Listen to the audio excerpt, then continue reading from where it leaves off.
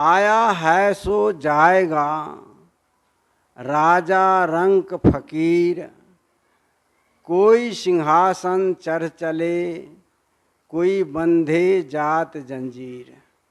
सदगुरु धर्म स्वरूप साहब जी इस शरीर को छोड़े और सिंहासन पर बैठ करके अपने स्वस्वरूप धाम को पहुँचे।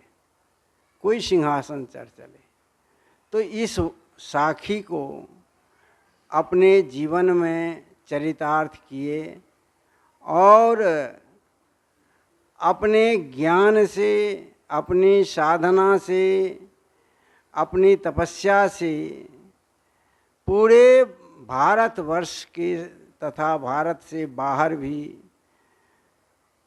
समाज को सींचे, उनको आत्मबोध कराए, ज्ञान कराए, तमाम भ्रम और भ्रांति से दूर किए, ताकि परावलंबन की बैसाखी उसके जीवन से खत्म हो जाए। सदगुरु धर्म स्वरूप साहब जी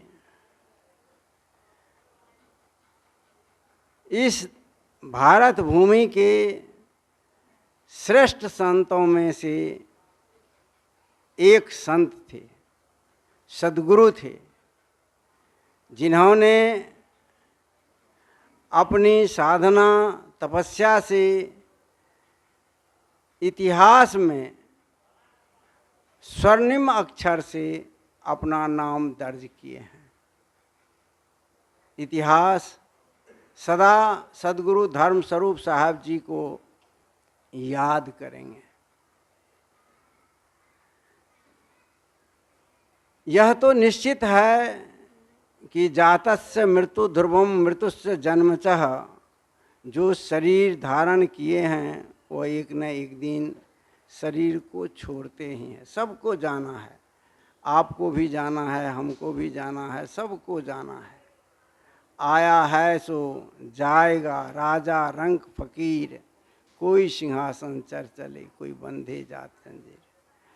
हमारा कर्म हमें पूज्य बनाता है और हमारा कर्म हमें अपूज्य बनाता है।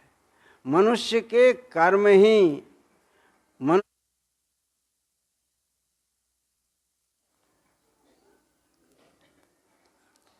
मनुष्य के कर्म ही मनुष्य को पूज्य बनाता है, त्याज बनाता है। कर्म ही इंसान को भगवान बना देता है, कर्म ही इंसान को शैतान बना देता है, उतार देता है जमीन पर जन्नत, कर्म ही बाग को वीरान बना देता है। कर्म मनुष्य को ऊंचा से ऊंचा उठा देता है। कोई किसी को ऊंचा नहीं उठाता है, किसी का कर्म ही उस व्यक्ति को ऊंचा उठाता है। जिस व्यक्ति आज राम मंदिर में पूजे जाते हैं लेकिन रावण नहीं पूजे जाते हैं, उनके पास भी शक्ति थी, सामर्थ्य था, ज्ञान था, लेकिन कुछ कर्म उनके ऐसे थे जिसके कारण समाज ने उसे त्याग दिया। और राम के कुछ ऐसे कर्म थे जो मातृपितृभक्त, समाज के प्रति मर्यादा, देश की, राष्ट्र की, या जो भी और भी समाज से संबंधित बातें, जिससे राम को लोगों ने भगवान बना दिया, माना, और मंदिरों में पूजे जाते, उसकी मूर्ति बनी। तो ये जो है मनुष्य के कर्म ही मनुष्य को पूज्य बनाता है। सब कर्म करने में स्वतंत्र है, प्रकृति तरफ से किसी को कम कुछ नहीं दिया है। सदगुरु कबीर साहब कहते हैं कि सबके गट्ठर लाल है, काहू नहीं कंगाल, गट्ठर खोलन मर्म न जाने, ताते यह हवाल। सबके गट्ठर में लाल है, वह आत्मधन, वह शांति रूपी धन, वह मुक्ति रूपी धन, वह परम सुख सबके अंदर में है। और उस गठरी को खोलना नहीं चाहता, खोला नहीं जाएगा तो आपके पास गट्ठर लाल रहने पर भी आप कंगाल रहेंगे। श्रद्धा किसी को भी झुका देता है। अभिवादनशीलस्य नित्यो वृद्धोपि सेविनम, चत्वारि तस् वर्धन्ते आयुर्विद्या यशोबलम। अभिवादनशील होना। श्रद्धावान लभते ज्ञानम यत इंद्रिय संयम। जो श्रद्धावान होते हैं वो ज्ञान को उपलब्ध होते हैं, कहीं से भी ज्ञान ले लेते हैं। और इंद्रियों का संयम होना बहुत जरूरी है। श्रद्धा हो, श्रद्धावान हैं, यदि इंद्रियों में संयमता नहीं है फिर आप फिसल जाएंगे, फिर आप चूक जाएंगे। इसलिए श्रद्धा के साथ साथ संयम की भी परम आवश्यकता है। आज व्यक्ति लोग कहता है अमुक आदमी ने हमें कष्ट दिया, अमुक आदमी ने दुख दिया। कोई आदमी किसी को दुख नहीं देता। रामायण में भी आया है, को न काहू के सुख दुख कर दाता, निज कृति कर्म भोग सुन भ्राता। अपने ही किए हुए कर्मों का फल मनुष्य भोगता है।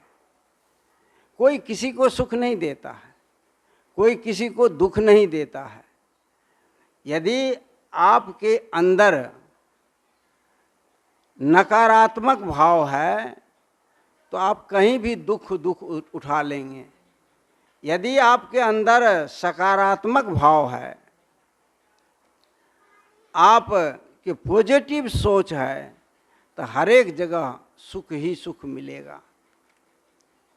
सुख दुख बाहर नहीं। एक उदाहरण छोटा सा लीजिए। एक आदमी सामने से जा रहा है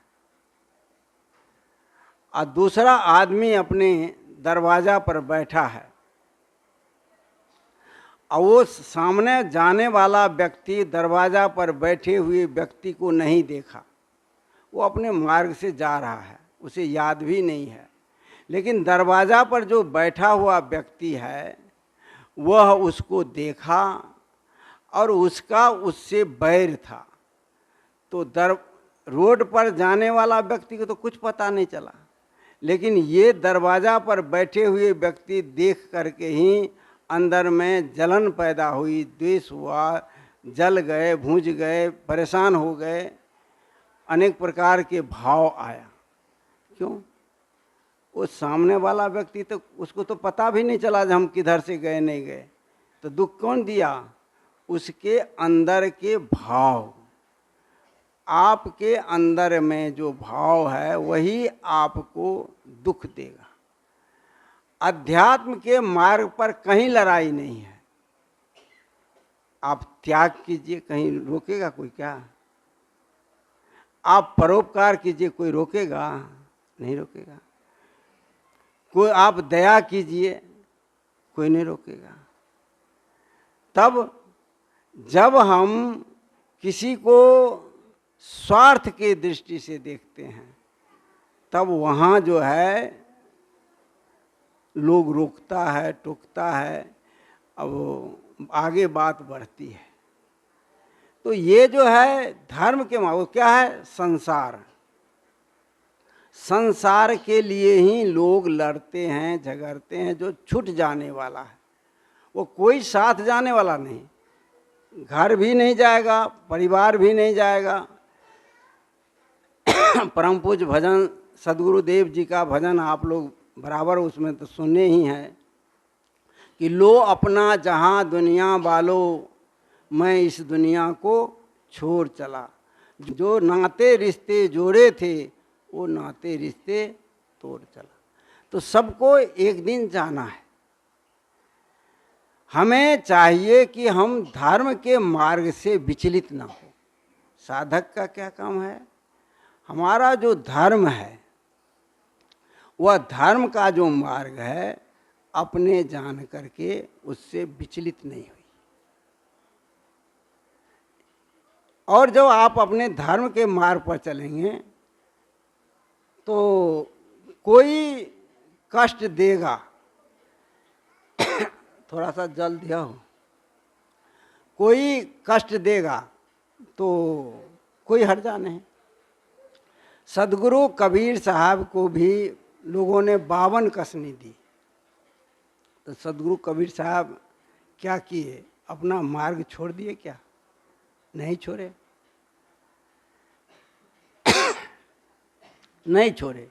सत्य के मार्ग पर चलने में कठिनाई तो है।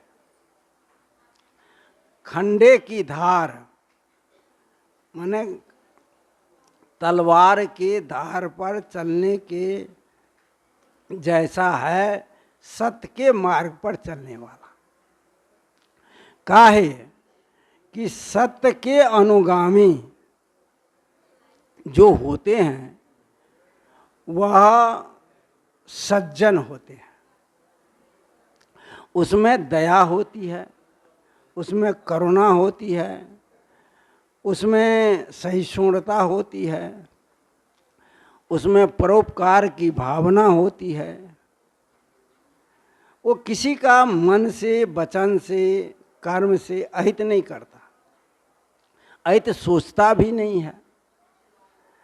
लेकिन जो असद मार्ग पर चलने वाला व्यक्ति होता है वो अपने दुख से दुखी नहीं होता,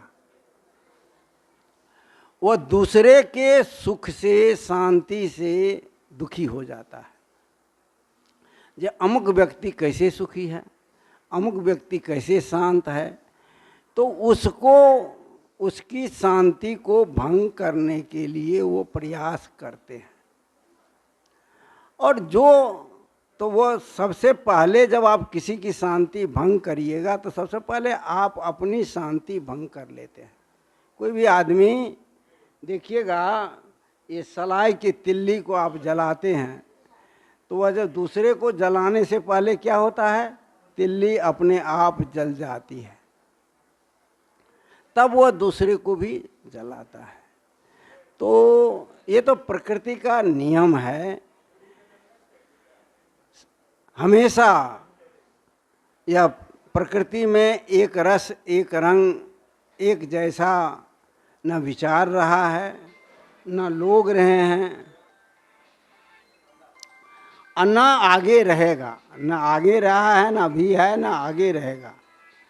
तब मनुष्य को अपने कर्म का ध्यान रखना चाहिए। हमें अपने कर्म को सुधारना चाहिए, अपने भाव को सुधारना चाहिए, अपने विचार को सुधारना चाहिए। जब हम अपने भाव को, अपने विचार को सुधार करते हैं तब हमारे अंदर शांति आती है। जब हम दूसरे के भाव और विचार को सुधारना चाहते हैं तब हम असफल हो जाते हैं। व्यक्ति प्रायः दूसरे के भाव विचार को सुधारना चाहता है, अपना नहीं। यही पर भूल होती है। सदगुरु कबीर साहब ने कहा है कि बुरा जो देखन मैं चला, बुरा न मिलिया कोई, जो दिल ढूंढा आपना, मुझसा बुरा न कोई। व्यक्ति अपने आप को देखे तो कई बुराइयां, कई दोष अपने अंदर आता है।